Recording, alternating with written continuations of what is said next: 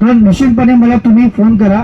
ही जी चळवळ आहे ती आपल्याला आज सुरुवात नाही, ह्या चळवळीचे मी फार एकदम लहानपणापासून मी बघतो. जेव्हापासून चळवळ सुरू झाली तेव्हा जेव्हा कळवा मुंब्रामध्ये एका मराठी मुलाला हिंदी बोलण्यासाठी भाग पाडलं आणि त्याच्यावरती दबाव टाकण्यात आला आणि तो दबावाखाली तो मुलगा कुठे ना कुठेतरी एवढं संख्या जमलेल्या उद्या त्याला मारहाण होईल किंवा त्याचा प्राण गमवावा लागेल ह्याच्यामुळे तो घाबरून पुन्हा हिंदी बोलला. ते खरं म्हणजे त्या मराठी माणसाचं त्या मराठी मुलाचं अपयश होतं, तर अख्ख्या महाराष्ट्राचं अपयश होतं. त्याच्यावरती ना मुख्यमंत्री बोलले, ना उपमुख्यमंत्री बोलले, ना कोणी बोलले. बोललं का कोण?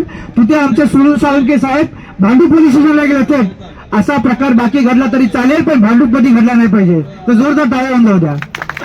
वेळ नसतो वकिलांना, वेळात वेळ काढून येतात वकील, पण भांडायला वेळ असं भरपूर असतो. कारण मी तुम्हाला सांगितलं तुमच्यासाठी मी भांडणार. आपला मराठी माणूस रांगडा आहे आणि तो रांगडेपणाला कुठेतरी रस्त्यावरती आला पाहिजे. ताई बरोबर ना? बरोबर ना? छत्रपती शिवाजी महाराजांना घडवलं कुणी? आई जिजाऊने. बरोबर?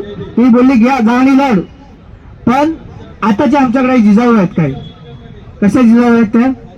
You know my child is not able to speak Marathi and we ऑफनली speak English only in our home, so that it's very difficult and we are not going to select the subject Marathi.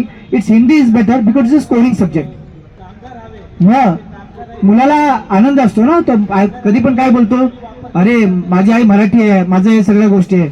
पण तीच आई जेव्हा मुलाला सांगते तुला मराठी आलं नाही आणि फार इंग्लिश आलं पाहिजे, कसं आलं पाहिजे?